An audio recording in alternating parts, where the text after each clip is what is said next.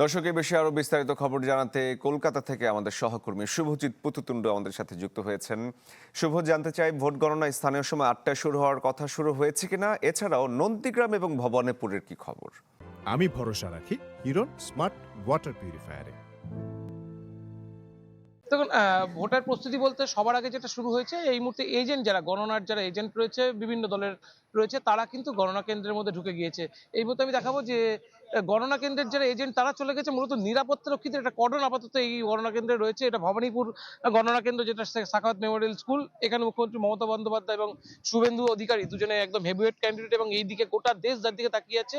এই গণনা কেন্দ্রের নিরাপত্তাটা কিন্তু যদি দেখেন মনে হবে যেন কোনো রকম যুদ্ধক্ষেত্র, ছোটখাটো যুদ্ধক্ষেত্র মনে হবে। এই ধরনের গণনা কেন্দ্রের নিরাপত্তা ব্যবস্থা অন্তত গত 18 বছর আমি নির্বাচন কভার করছি, আমি কোনোদিন দেখিনি। এবার প্রথম এত বেশি ভারী নিরাপত্তা ব্যবস্থা দেখতে পাচ্ছি। ঠিক এরকম ভাবেই কিন্তু বাকি যে 77খানা গণনা কেন্দ্র সেগুলো কিন্তু ঘিরে ফেলা হয়েছে। মূলত ত্রিস্তরীয় যে নিরাপত্তা ব্যবস্থা সেটা জারি করা হয়েছে, এবং তার মধ্যে একদিকে যেরকম রাজ্য পুলিশ, রাজ্য সশস্ত্র পুলিশ এবং কেন্দ্রীয় আর্ম পুলিশ, তিনজনের মাধ্যমে কিন্তু হাজার হাজার পুলিশের মাধ্যমে ঘিরে ফেলা হয়েছে প্রত্যেক যে বুথগুলো। এগুলোর নিরাপত্তা ব্যবস্থা সুনিশ্চিত করতে হচ্ছে, কারণ এই বুথে কিছুক্ষণ পরে মুখ্যমন্ত্রী মমতা বন্দ্যোপাধ্যায় এসে উপস্থিত হতে পারে। এবং বলা হচ্ছে মুখ্যমন্ত্রী মমতা বন্দ্যোপাধ্যায় গণনা শুরু হলো, অর্থাৎ 8টা ভারতীয় সময় 8টা থেকে যদি গণনা শুরু হয়, সেক্ষেত্রে মুখ্যমন্ত্রী মমতা বন্দ্যোপাধ্যায় এখানে কিন্তু নিজেই আসবেন, এবং তিনি কিন্তু দীর্ঘ সময় এই এলাকায় থাকবেন, অর্থাৎ গণনা শেষ হওয়া পর্যন্ত তিনি থাকতে পারেন। এবং তার দলের যারা গণনার যারা এজেন্ট রয়েছে তিনি কিন্তু তাদেরও গভীর রাত পর্যন্ত এই বুথগুলি পাহারা দেওয়ার কথা বলেছে। তবে উল্লেখযোগ্যভাবে দেখার বিষয় যেটা, সেটা হচ্ছে এই গণনা সেটা কিন্তু 12টার মধ্যে, আমি যেটা বারবার বলছি, ছবি অনেকটাই পরিষ্কার হয়ে যাবে। তবে অনেক কেন্দ্রের ফল যেখানে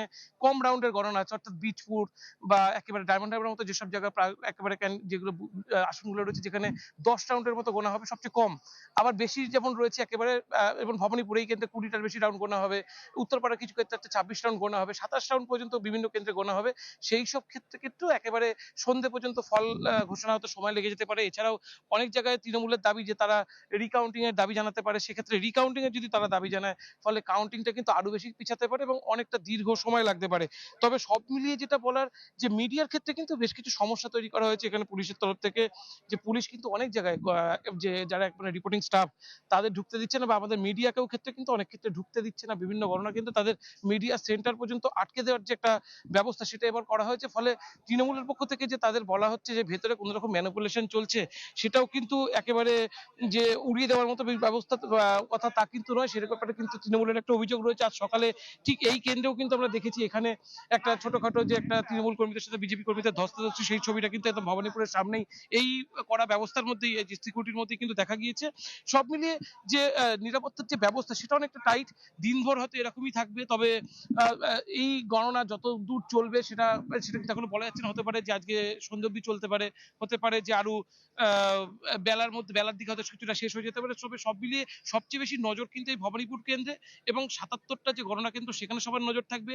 একই সঙ্গে সবার নজর থাকবে আসাম, আসাম, কেরালা, তামিলনাড়ুর মতো যে কেন্দ্রগুলো, যে 5 রাজ্যে যে নির্বাচন চলছে সেখানেও কিন্তু সবার নজর থাকবে। এবং একাধিক 8খানা যে বিধানসভা আসন রয়েছে যেখানে উপনির্বাচন রয়েছে বিভিন্ন জায়গার, সেখানেও কিন্তু সবার নজর থাকবে। সব মিলিয়ে পশ্চিমবঙ্গের যে ছবি সেটা কিন্তু অনেকটা বলা হচ্ছে যে পশ্চিমবঙ্গের ছবিটা অনিশ্চিত। এই অনিশ্চিত ছবিটা কোন দিকে মন নেয়, অর্থাৎ তৃণমূলের দিকে মন নেয় না বিজেপির দিকে মন নেয়, সেই ছবিটা ক্লিয়ার হতে কিন্তু আর বেশ কিছুটা সময় লাগবে। নির্বাচনী যারা এজেন্ট তারা ভেতরে চলে গেছে, এবং কিছুক্ষণের মধ্যে যে ইভিএম সেগুলো বেরিয়ে আসবে। তবে প্রথম দফায় কাউন্ট হবে ব্যালট পেপার, এবং ব্যালটে যারা ভোট কর্মী বা সাংবাদিক যারা ভোট দিয়েছে তাদের ব্যালট গুলো কাউন্ট হবে, এবং তারপরেই কিন্তু ইভিএম ধরা শুরু হবে। অর্থাৎ 8:30 থেকে কাউন্টিং এর যে রেজাল্ট সেটা কিন্তু আমরা আপনাকে আরো কিছুক্ষণ পর জানাতে পারবো। সরি শুভ, ধন্যবাদ আপনাকে। দর্শক, পশ্চিমবঙ্গ নির্বাচনের ভোট গণনার খবর জানাচ্ছিলেন আমাদের সহকর্মী।